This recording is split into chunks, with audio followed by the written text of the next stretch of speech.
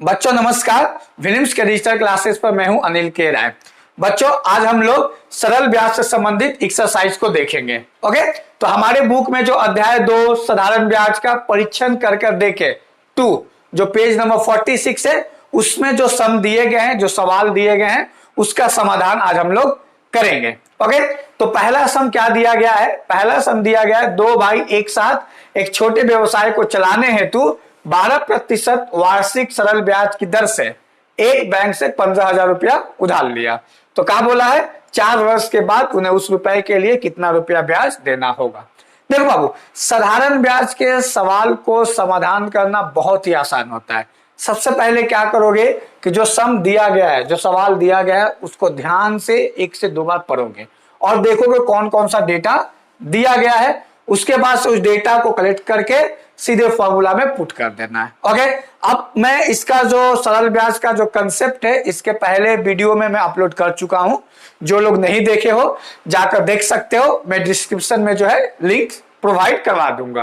Okay, तो देखते हैं कैसे करना है। तो क्या बोला है, दो भाई है, ठीक है।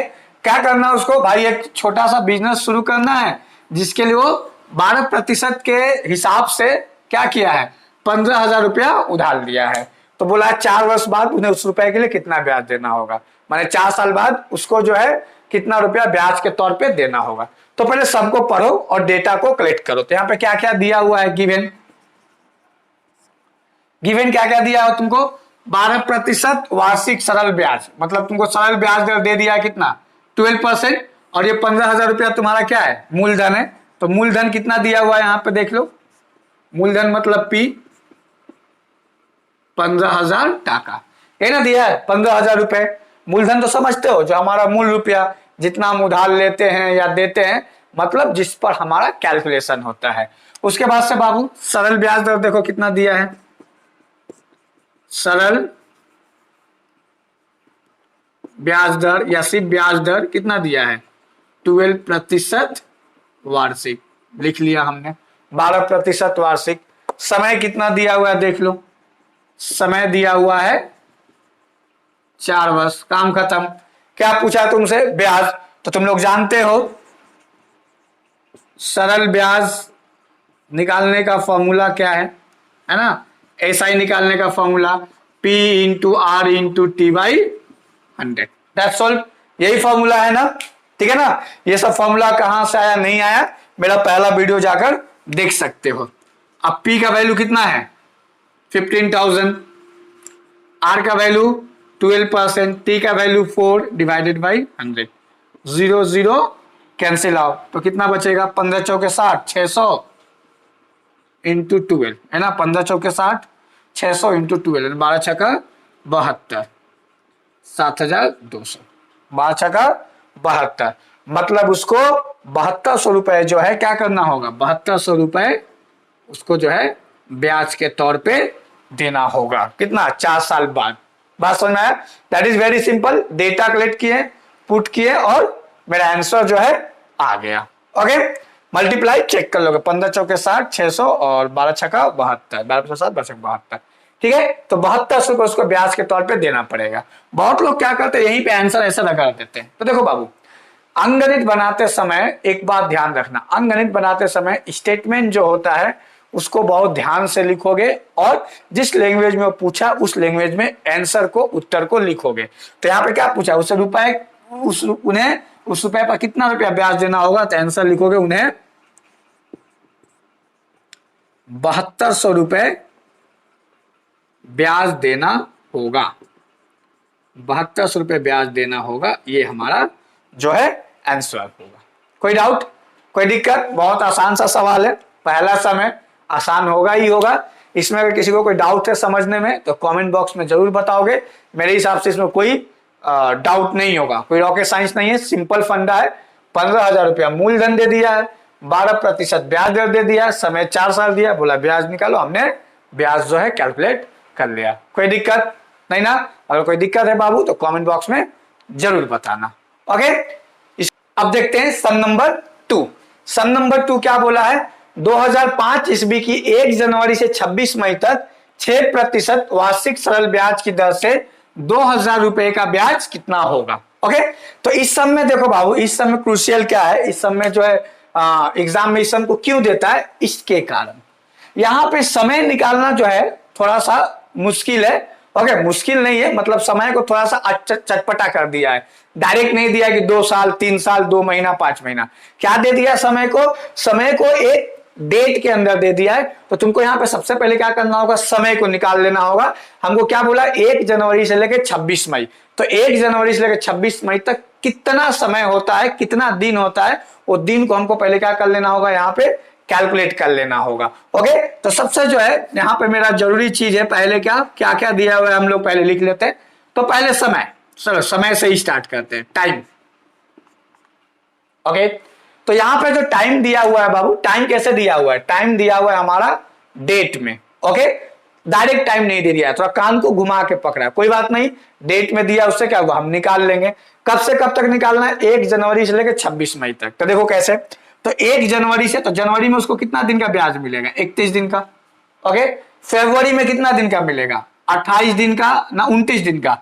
अब देखो सबको पता है कि जनवरी 31 दिन का होता है, तो 1 जनवरी को खोला है, तो 1 जनवरी से लेकर 31 जनवरी तक टोटल कितना दिन होगा, 31 दिन होगा। अब ये कैसे पता चलेगा, तो बाबू ये सिंपल सा देखो, ये तुम्हारा है ना, इसको ध्यान में रखोगे। ये ऊपर जो आएगा ये उठा हुआ पोर्शन है, एक धसा हुआ पोर्शन है।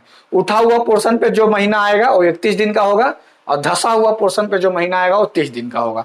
तो जनवरी, फरवरी, मार्च, अप्रैल, मई, जून, जुलाई, ओके, फिर अगस्त, जहां खत्म करेंगे वहीं से शुरू करेंगे, अगस्त, सितंबर, अक्टूबर, नवंबर, दिसंबर, ऐसे निकाल लोगे। उठा हुआ 31, धसा हुआ 30, तो जनवरी उठा हुआ में पड़ेगा तो 31 दिन का। अब आता है बात फरवरी का, फरवरी ना ही 30 दिन का होता है ना ही 31 दिन का होता है, ये कितना दिन का होता है, 28 दिन का या 29 दिन का। अब ये कैसे पता लगाएंगे कि 28 दिन का होता है ना 29 दिन का, बच्चा क्लास में पढ़े हो, अगर वो साल लीप ईयर है तो 29 दिन का, अगर लीप ईयर नहीं है तो 28 दिन का होगा। अब कौन सा लीप ईयर है कौन सा नहीं है कैसे पता चलेगा, जो हमको ईस्वी दिया रहता है उसको क्या कहते हैं, उसको हम लोग 400 से डिवाइड करते हैं, 400 से डिवाइड करते हैं। अगर ये 400 से पूरा पूरी कट गया तो लीप ईयर है, अगर नहीं कटा तो लीप ईयर नहीं है, ठीक है ना। तो आई थिंक ये नहीं कटेगा, 5 बार में जाएगा 2000, बच गया 5, कैंसिल आउट।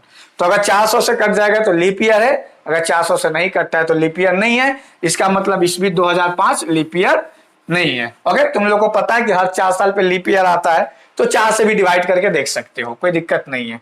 लेकिन कुछ कुछ ईस्वी में प्रॉब्लम आ जाता है। तो ये अप्रैल 28 दिन का, सॉरी ये फरवरी 28 दिन का होगा, कोई दिक्कत नहीं। तो जनवरी, फरवरी, उसके बाद क्या आता है मार्च 31 दिन का, क्योंकि जनवरी फरवरी मार्च फिर ऊपर में आएगा, फिर अप्रैल 30 दिन का, फिर मई, मई में कहां तक निकालने बोला है, 26 मई तक। तो मई में कितना दिन लगे, 26 है ना, 31 दिन नहीं लेंगे। तो इसको टोटल जो है काउंट कर लो कितना दिन हुआ है ना, तो 6 1 7 8 15 1 16 के 6 हाथ में 1 2 3 5 दिन, 8 2 11 3 14, 146 दिन, इतना दिन समय हुआ, कोई दिक्कत।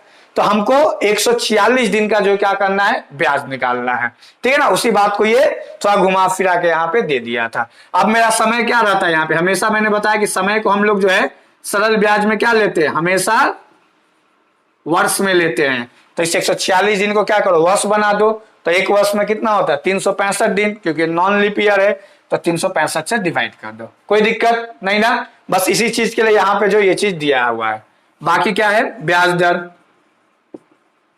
ब्याज दर कितना है 6% वार्षिक पर एनम, मैंने ले लिया। फिर क्या दिया हुआ है, मूलधन, मूलधन कितना दिया हुआ है 2000 रुपया, 2000 रुपया मूलधन दिया हुआ है, काम खत्म, लिख लिया मैंने।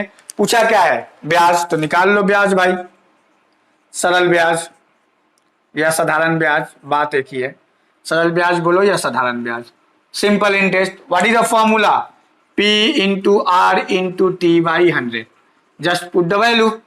P का वैल्यू कितना है 2000, R का वैल्यू कितना है 6%, T का वैल्यू कितना है 146 बाई 365, तो 365 कहां चला जाएगा नीचे। अब इसको सोल्व कर लो, सोल्व करने पे जो आएगा वही तुम्हारा आंसर होगा। तो इस समय बाबू बस यही थोड़ा सा जो था क्रिटिकल पॉइंट था, उसको तुमको समय को निकाल लेना था जो तुमको डेट में दिया था। बाकी सब में कोई और कुछ टफ चीज नहीं है। तो इसको देखते हैं, 0 0 0 0 कैंसिल आउट, ओके, उसके बाद से 5 से तो ये कट ही जाएगा, 5 7 35 और 5 तिहाई 15 और ये 5 चौका 20, 73 से ये लग रहा है कट जाएगा। कितना बार में, 2 बार में है ना, 2 बार में ये कट जाएगा। और क्या बचा, और कुछ नहीं, तो 6 दूना 12, 12 चौके 48। तो कितना रुपया ब्याज होगा, 48 रुपी। ओके, 48 रुपी, तो 48 रुपये ब्याज होगा। तो बोला ब्याज कितना होगा, हम करके देखें तो ब्याज कितना होगा भाई, ब्याज कितना होगा 48 रुपया। तो अभीष्ट ब्याज, अभीष्ट ब्याज बराबर 48 टाका, ये हमारा ब्याज होगा। That is our answer. Any problem, कोई दिक्कत है इसमें? बहुत आसान सा सम है बाबू, बस इसको ध्यान में रखोगे कि कैसे हमको जो है दिन में कन्वर्ट कर लेना है, ठीक है ना। ऊंचा पे जो आएगा 31 दिन का, नीचा पे जो आएगा 30 दिन का, ऐसे। तो जनवरी 31, फरवरी 28, क्योंकि नॉन लीप ईयर है, 31 30 26 निकाल लिए। मैंने उसको साल में कन्वर्ट किया, फॉर्मूला में पुट कर दिया, दैट्स सॉल्व। ओके, कोई दिक्कत है यहां तक? अगर दिक्कत हो तो कमेंट बॉक्स में जरूर बताना, ठीक है ना। और अगर समझ में आ गया हो तो लाइक कर देना। देखते हैं सम नंबर 3।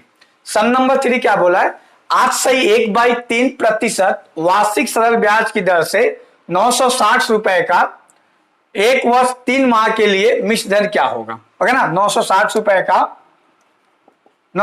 रुपए का 1 वर्ष 3 माह के लिए मिश्र धन क्या होगा। यहां पे क्या कैलकुलेट करने के लिए बोला है, मिश्र धन। ओके, तो बस मिश्र धन निकाल लेंगे। मिश्र धन कैसे निकलता है, मूलधन प्लस ब्याज। तो यहां से भी हमको क्या निकालना है, ब्याज ही निकालना है।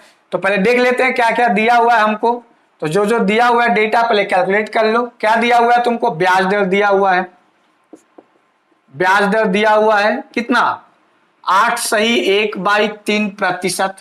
कहने का मतलब 80 का 24 1 25/3% वार्षिक, ये हमको दिया हुआ है। दूसरा दर से 960 रुपया का, मतलब मूलधन भी बाबू हमको दिया हुआ है। मूलधन कितना दिया हुआ है, 960 रुपए का।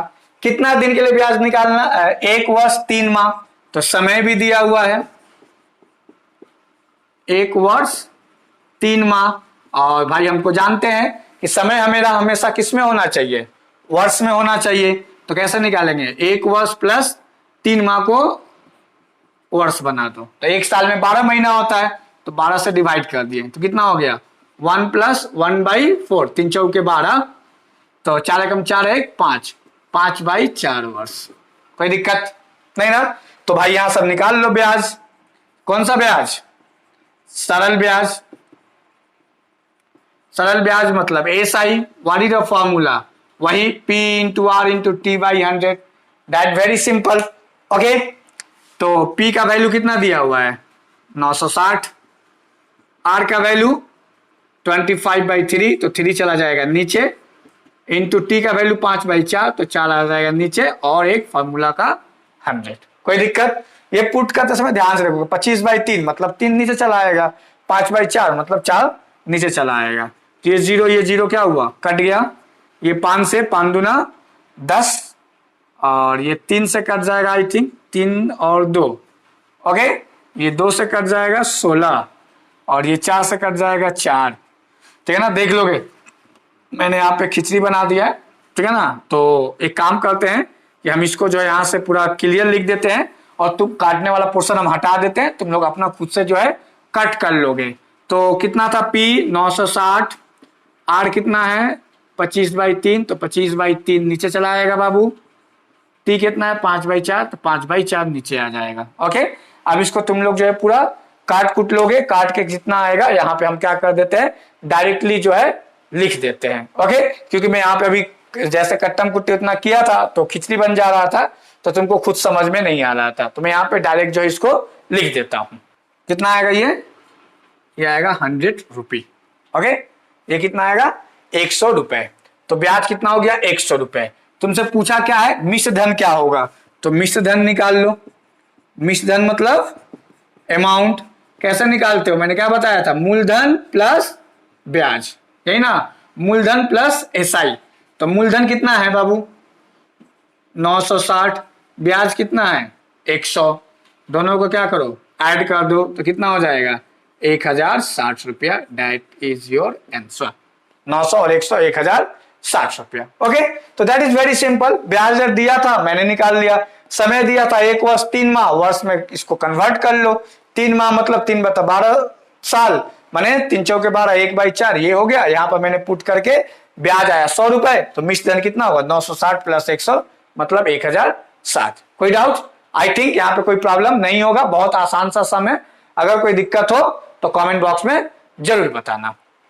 चलो अब देखते हैं सम नंबर 4। सम नंबर 4 में क्या बोला है कि उत्पल बाबू अपनी जमीन में खेती के लिए एक समवाय बैंक से मतलब कोऑपरेटिव बैंक से 6% वार्षिक सरल ब्याज की दर से 3200 रुपया 2 वर्ष के लिए उधार लिए। ठीक है, माने उत्पल बाबू खेती करने के लिए कोऑपरेटिव बैंक से 3200 रुपए 6% के हिसाब से 2 साल के लिए कर्जा लिए। बोला 2 वर्ष के बाद उसे कितना मिश्र धन जमा करके बैंक का रुपया चुकाना होगा, हिसाब करके देखे। मतलब क्या पूछा है कि 2 साल बाद उसे बैंक को कितना देना होगा। तो 2 साल बाद उसे बैंक को कितना देना होगा, जितना रुपया लिया है वो प्लस ब्याज, मतलब कितना देना होगा, जितना मिश्र धन बनेगा। तो इतना बड़ा जो रामायण महाभारत लिखा है, इसका सिंपल सा एक क्वेश्चन है कि बाबू तुमको मिश्र धन निकालना है। जब भी तुम किसी से उधार लोगे तो उसको कितना पैसा चुकाओगे, जो लिए हो मतलब मूलधन प्लस ब्याज। तो यहाँ पे हमको क्या निकालना है, सिंपल फंडा है। इतना बड़ा जो रामायण महाभारत लिखा हुआ है, इसका निष्कर्ष है तुमको मिश्र धन निकालना है। ओके, तो मिश्र धन निकालना है तो पहले देखते हैं कि हमको डेटा क्या क्या दिया हुआ है। यहाँ पे क्या क्या गिवन है, गिवन क्या क्या है, ठीक है ना। देखो तुमको ब्याज दर दे दिया हुआ है, देखो ये सब हमेशा दिया हुआ रहेगा। कितना है 6% वार्षिक। 3200 रुपया क्या दिया हुआ है, मूलधन। कितना कर्जा लिया है 3200 रुपया, तो 3200 रुपया तुमको मूलधन दे दिया है। कितना समय के लिए, 2 वर्ष के लिए। समय भी दे दिया है, एकदम बच्चा वाला सवाल है, देख लो 2 साल है ना। तो बोला 2 साल के बाद उसे कितना मिश्र धन जमा करना होगा। तो मिश्र धन मतलब क्या, मूलधन प्लस ब्याज। तो पहले बाबू यहां से ब्याज निकाल लो। तो सरल ब्याज कितना होगा, कितना होगा, simple formula P into R into T by 100, यही ना। तो P कितना है बाबू 3200, मैं यहां पे पुट कर देता हूं 3200। रेट ऑफ इंटरेस्ट 6%, टाइम कितना 2 साल डिवाइडेड बाई 100, एकदम बच्चा वाला सम है। ये जीरो क्या हुआ, कट गया। अब खाली क्या कर दो, गुना कर दो। 6 दूना 12, तो 32 गुने 12 कितना होगा, ये 6 दूना 12, ये 32। तो 12 दूना 24 के 4 हाथ में 2, 36 2 38, देख लेना 384 मतलब 384 रुपया। 12 दूना 24 के 4 हाथ में 2, 36 और 2 38। ओके, तो 384 रुपया। तो भाई मिश्र धन कितना होगा, बैंक को खाली ब्याज थोड़ा देगा, मिश्र धन में पैसा मूलधन थोड़ा खा जाएगा, खाएगा नहीं ना रे। तो क्या हो जाएगा, यहां से सिंपल फंडा है, जितना पैसा लिया था, कितना लिया था 3200 और 384, यही ना। तो कितना हो जाएगा 32 और 3 3500, तो 3584 रुपया ये बैंक को देना होगा, है ना। ये नहीं कि बैंक का पैसा जो लिया उसको खा जाएगा, ऐसा तो नहीं है ना। जो लिया है वो प्लस ब्याज। तो 3200 लिया था, 384 रुपया ब्याज बनता है, तो 3584 रुपया उसको बैंक को देना होगा। तो बोला बैंक को कितना रुपया चुकाना होगा, तो आंसर क्या लिखोगे, बैंक को कितना 3584 है ना रुपया चुकाना होगा, that is your answer. Okay, कोई दिक्कत, बहुत सीधा सा सवाल था बाबू। क्या था कि तुमको जो है सब कुछ दे दिया है, रेट ऑफ इंटरेस्ट दे दिया है, मूलधन दे दिया, समय दे दिया है, पूछा मिश्र धन क्या होगा। मैंने डेटा कलेक्ट किया, फॉर्मूला में पुट किया और निकाल लिया। कोई दिक्कत नहीं ना। अगर कहीं समझ में ना आए तो कमेंट बॉक्स में जरूर बताना। बच्चों हम लोग देखते हैं सम नंबर 5। ओके, ये सम देखो अच्छा सम है। अभी तक जो हम लोग सम कर रहे थे उसमें क्या था, उसमें सिर्फ सरल ब्याज डायरेक्ट निकालना था। यहां पे देखो मूलधन को ही गायब कर दिया है। क्या दिया है सम में कि शोभा देवी किसी बैंक में 5.25% वार्षिक सरल ब्याज की दर से कुछ रुपया रखी। ओके, कितना रुपया रखी हमको पता नहीं, कुछ रुपया वो बैंक में रखी। 2 वर्ष के बाद उन्हें ब्याज के रूप में 840 रुपया मिला। 2 साल बाद शोभा देवी जब बैंक में गई तो उसको 840 रुपया एज ए इंटरेस्ट ब्याज के तौर पे मिला। तो पूछा उसने बैंक में कितना रुपया जमा की थी। ओके, बैंक में कितना रुपया जमा की थी मतलब तुमसे मूलधन पूछा है। कोई बात नहीं, मूलधन पूछा तो हमारे पास मूलधन निकालने का भी क्या है फॉर्मूला है, दो दो फॉर्मूला है। देखते हैं यहाँ पे कौन सा फॉर्मूला लगता है। मूलधन का फॉर्मूला लगाएंगे और मूलधन क्या करेंगे, निकाल लेंगे। क्योंकि यहाँ पे पूछा है कि शोभा देवी कितना रुपया जमा की थी। जमा की थी मतलब मूल रुपया पूछ रही है, मूलधन जो यहाँ से तुमसे पूछ रहा है। कोई बात नहीं, कर लेते हैं। पहले देखते हैं क्या क्या दिया हुआ है गिवन में, क्या क्या यहाँ पे तुमको ब्याज दर देखो दे दिया है। चलो इकट्ठा कर लो। ब्याज दर रेट ऑफ इंटरेस्ट 5.25% वार्षिक। ओके, और क्या दे दिया है, 2 वर्ष, मतलब तुमको समय भी दे दिया है, टाइम कितना दे दिया है, टाइम 2 वर्ष तुमको टाइम दे दिया है। के बाद उन्हें ब्याज करो, ब्याज भी दे दिया है तुमको, सरल ब्याज। सरल ब्याज मतलब एसआई कितना दे दिया है तुमको, 840 रुपया। तो बोला बैंक में कितना रुपया जमा की थी, मतलब क्या पूछा तुमसे, मूलधन। कितने लोग क्या करते हैं, इस सम को बनाने के लिए मान लेते हैं कि माना उसने बैंक में x रुपया जमा की थी और p का वैल्यू x पुट कर देते हैं। ठीक है ना, जरूरी नहीं मानने वानने का कुछ, डायरेक्ट हम लोग सम को बनाएंगे। हमको पता है कि भाई वो बैंक में कितना रुपया जमा की थी ये पूछा था, तो बैंक पर जो रुपया जमा की थी उसको हम लोग क्या कहते हैं, ब्याज के लैंग्वेज में हम लोग क्या कहते हैं, मूलधन कहते हैं। ठीक है ना, तो हमको क्या निकालना, मूलधन, तो डायरेक्ट मूलधन का फॉर्मूला लिख दो, और कुछ नहीं, कोई जरूरत नहीं मानने वानने का। मूलधन का फॉर्मूला क्या है, 100 into SI by R into T, that simple. Now put the value, तो 100, SI कितना दिया है बाबू, 840, देखो रेट 5.25 और समय 2 साल। अब इसको सोल्व कर लो, ये 5.25 है। कितने लोग को दशमलव से डर लगता है, दशमलव का ज्यादा समझ नहीं रखते हैं, तो दशमलव को हटा दो। तो दशमलव को हटाओगे तो क्या होगा, पॉइंट हटाओगे तो 2200 वो ऊपर चला जाएगा। अब यहां से जो है चीजों को सोल्व कर लो, तो देखो क्या हो रहा है, 25 से कट जाएगा आई थिंक, 25 चौके 100, ये 25 गुना 50, 25 से कम 25, और ये 2 से कट जाएगा, और ये 21 से 4 बार में कट रहा है, वो साफ दिख रहा है, 21 चौके 84। तो कितना बचा बाबू, कितना बचा हमारा, है ना चीजें, यहाँ पे 2, यहाँ पे 4, यहाँ पे 100, तो 4 दूना 8, 800 और 100, यहाँ पे है ना 80 और 100, 8000। मतलब साफ साफ क्या दिख रहा है, इसको सोल्व करोगे तो कितना आएगा, 8000 रुपया। देखो 4 दूना 8, 4 दूना 8 और 1 2 3 3 शून्य, ओके, तो 8000 रुपया। इसका मतलब शोभा देवी बैंक में कितना डिपॉजिट की थी, 8000 रुपया। तो आंसर क्या लिखोगे, लिखोगे शोभा देवी बैंक में 8000 रुपया जमा की थी। यही हमारा क्या होगा, यही हमारा जो है आंसर होगा। कोई डाउट यहां तक, बहुत आसान तो था। क्या बोला था कि भाई शोभा देवी जो एक बैंक में कुछ रुपया रखती है, कितना रखती है मालूम नहीं, जो नहीं मालूम है वो क्या है हमारा मूलधन, है ना। ठीक है, समय दे दिया था 2 साल, रेट ऑफ इंटरेस्ट दे दिया था, तो हमने क्या किया, यहां से मूलधन निकाल लिया। हमारे पास जो मूलधन का 2 फॉर्मूला है, एक ब्याज देने पर और एक मिश्र धन देने पर। तो यहाँ पे ब्याज दे दिया है, तो ब्याज वाला फॉर्मूला मैंने क्या किया, अप्लाई कर दिया। तो होप यहां तक कोई दिक्कत नहीं हुआ होगा। अगर कोई दिक्कत है बाबू तो कमेंट बॉक्स में जरूर बताना, ठीक है ना। हमें नहीं लगता यहाँ पे कोई डाउट होगा, क्योंकि बहुत इजी सम है, ब्याज दे दिया है, समय दे दिया है, सरल ब्याज दे दिया, मूलधन पूछा है। मैंने पहला लेक्चर में ही कहा था क्या, कि तुमको यहाँ पे जो है ब्याज, मूलधन, रेट, समय, है ना, इन चीजों में से कोई एक चीज मिसिंग होगा तुमसे, वो पूछेगा।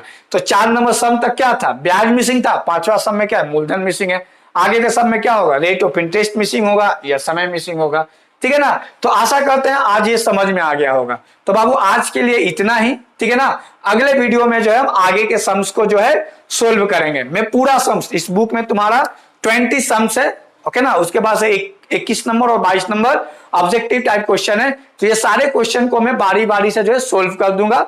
आज के लिए इतना ही। अगले वीडियो में जो हम नेक्स्ट 5 सम को लेकर आएंगे, मतलब मैं एक एक वीडियो में 5-5 सम करके जो है सोल्व करता चला जाऊंगा, ओके, जिससे तुमको कंप्लीट चैप्टर जो है सोल्व किया हुआ मिल जाएगा। तो आशा करते हैं यहां तक कोई दिक्कत नहीं हुआ होगा, जो चीजें मैं समझा रहा हूं समझ में आ रहा होगा।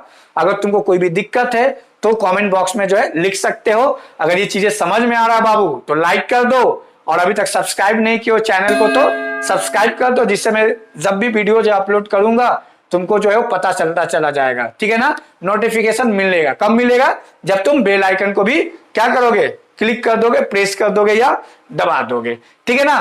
तो आशा करते हैं तो कोई दिक्कत नहीं होगा, ठीक है। देखने के लिए बहुत बहुत शुक्रिया, धन्यवाद।